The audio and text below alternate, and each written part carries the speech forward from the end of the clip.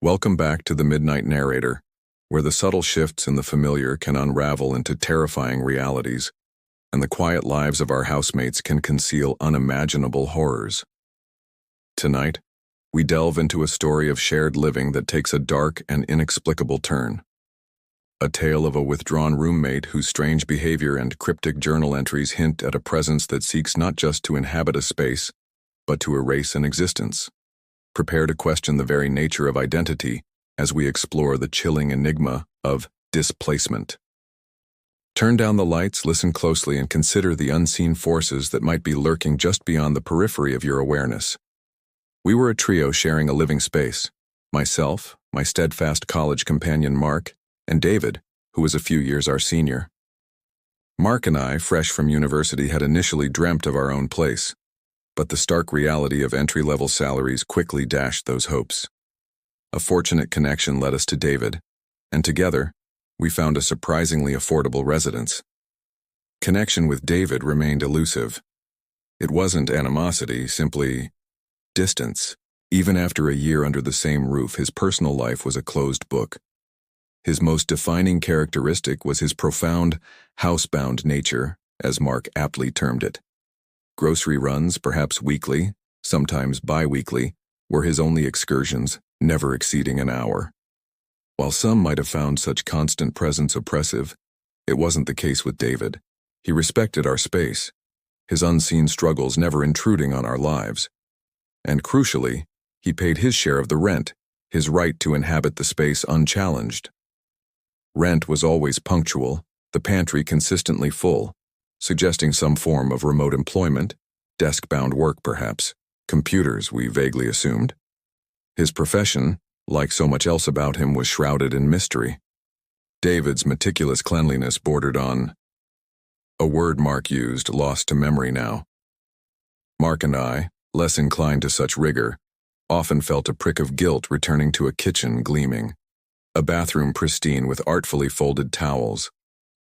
His quiet influence nudged us toward better habits, though he always insisted he didn't mind the upkeep. Indoors all day, he'd once remarked, a rare glimpse into his internal world. What else is there to do? Boredom, if nothing to tidy. A half-joke, we suspected. His life was a tapestry of unwavering routine. His movements, when audible, were precise, almost mechanical. The 8:30 a.m. toilet flush was so consistent it served as my unwitting alarm clock, often revealing I was late for work. His diet was limited and repetitive, his wardrobe a rotation of 3 similar outfits. We'd occasionally probe about this Groundhog Day existence, met only with a shrug and a faint, enigmatic smile. He wasn't controlling, nor demanding. Not sociable, yet capable of polite conversation. He absorbed our occasional inconsiderate noise, late-night gatherings, music too loud, without complaint. He was, in essence, a perfectly unobtrusive roommate. Then, 2 months before his vanishing, a subtle shift began, a slow dimming of his presence. He withdrew from the shared living spaces, especially during evenings. Meals became less frequent. His frame grew noticeably thinner, almost gaunt. His skin, once pale but healthy, took on a sallow hue, marred by sudden severe blemishes, unusual for his typically meticulous grooming. Yet, we remained silent. Awkwardness, the established distance, held us back from inquiring. We hoped it was a transient illness, a temporary dip before a return to his rigid normalcy. I remember seeing him in the kitchen, a fleeting encounter. As he entered, his face contorted, neck muscles visibly tightening. He stared, transfixed and agitated, at the microwave, as if it were a hostile object. A tentative, "You all right?" and a fragile smile flickered across his face, color briefly returning before fading. It was one of the last times I truly saw him. Weeks later, a grocery trip, less frequent now, bags lighter, brought a jarring anomaly. A vibrant crimson beanie pulled low, obscuring his forehead. Crimson clashed absurdly with his usual formal attire. Mark and I reacted instinctively, nervous laughter bubbling up. He visibly recoiled, embarrassed, yet didn't remove it. Our laughter faltered, replaced by awkward, strained compliments. Twice more I saw him, always in the soiled beanie, seemingly fused to his head. Mark confirms he wore it constantly indoors from then on. My last visual memory of David is late at night. Behind the bathroom door, the muffled sound of weeping. A raw, unfamiliar sound unlike any crying I'd ever heard. I hovered outside, paralyzed by indecision. Before I could act, the door opened. David emerged, red beanie still in place. A newly bruised eye, purplish and swollen, marred his face, tears still wet on his cheeks. I opened my mouth to speak, but he was already gone, retreating into his room, the lock clicking softly behind him. Regret gnawed at me. Our silence, our passivity. We began texting David, our only recourse now, unanswered messages echoing in the digital void. We assumed he remained in his room. Sounds filtered through the door, movement, muted sounds, but his routine was entirely gone. He didn't emerge for kitchen or bathroom. One night Mark woke me, the cloying scent of alcohol thick in the air. His sister's birthday, I recalled. He'd been on the sofa making a late-night snack when he saw him. A man descending the stairs, a fleeting glance, a smirk, then the front door opening and the night swallowing him whole. Mark initially thought it was David. Similar hair color, David's clothes. But in that brief shared moment, a double take, and recognition dawned. Different face, not David's. Friends over? Mark slurred. When I said no, he asked about David. I shook my head, doubt creeping in, and Mark surprisingly accepted this immediately. David had never had visitors, never spoken of friends. Then, the image of David's bruised face, the bathroom weeping flashed back, a jolt of unease. But Mark's account consumed my thoughts. Burglar? Robbery? We searched the house, nothing of value missing. Texts to David, still unanswered. His door stubbornly closed. Maybe it was David, I offered weakly. You were drunk. Implausible, even to my own ears. David, venturing out at night? Mark, unsteady but adamant, shook his head. We knocked on David's door, loud, insistent. Silence. The impossible notion solidified. David wasn't home. A shared disquiet settled over us.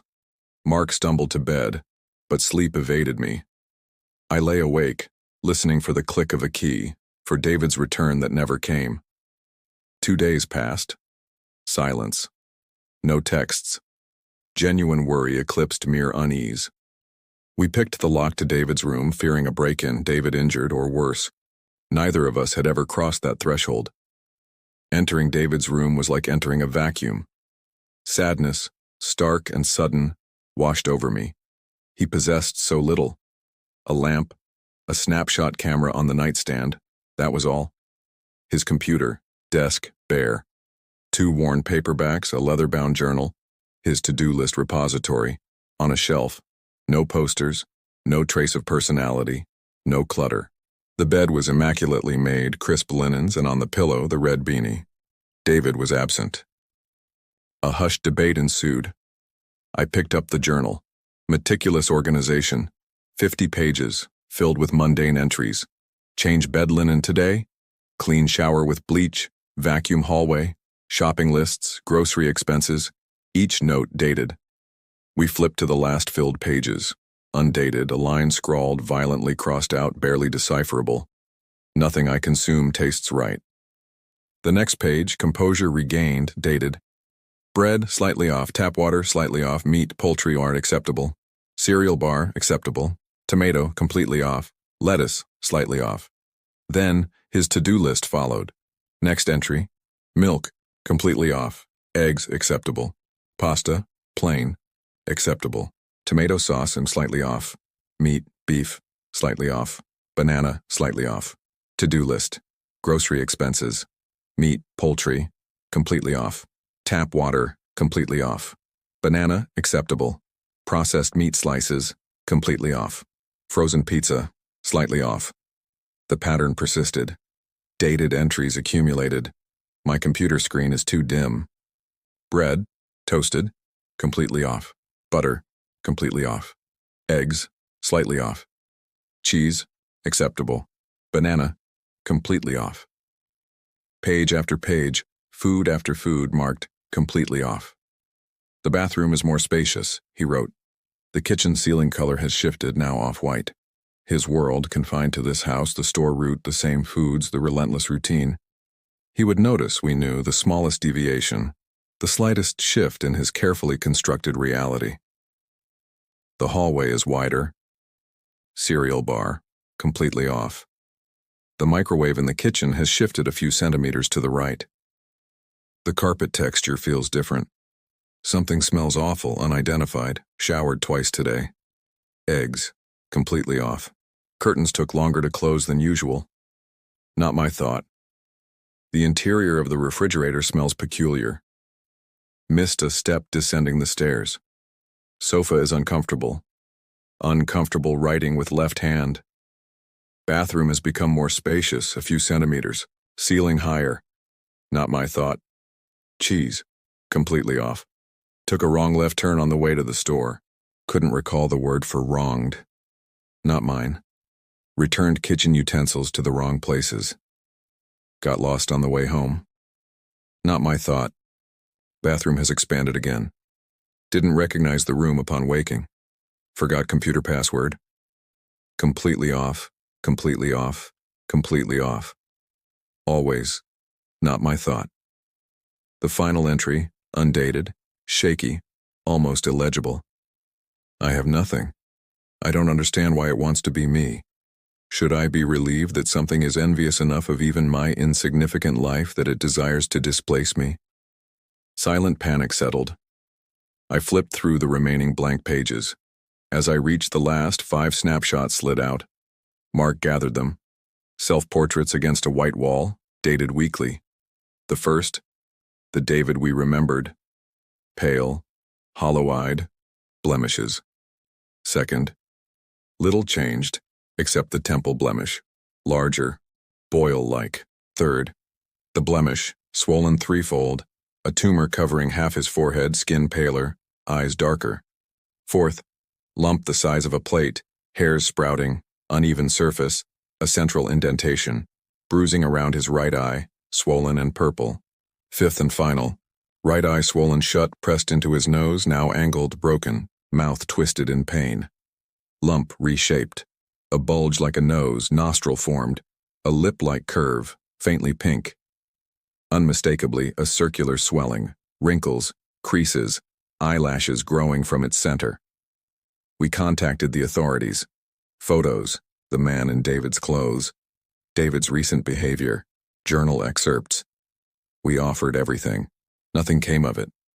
Breakdown, they concluded. Assume the worst. No family, few connections, we learned. Mark and I live with his sister now. Sometimes I ask him again to describe the man.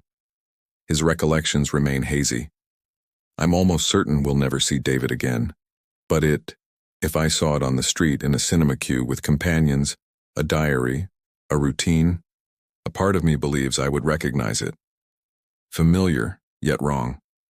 A sense of prior encounter, even if it's become unrecognizable. Living the life that should have been David's. And there we conclude our deeply unsettling journey into Displacement, a story that lingers long after the final word. What truly happened to David? What was the entity that envied his life and sought to take his place? And what are the implications of that final, chilling realization of potential recognition? Share your thoughts and theories in the comments below. If this tale has left you with a newfound unease about the subtle changes in those around you and the fragility of identity, don't forget to hit that like button, subscribe, and activate the notification bell to join us on future journeys into the darkness.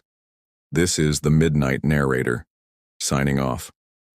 Until next time, remember, sometimes the most familiar faces can hide the most alien of intentions.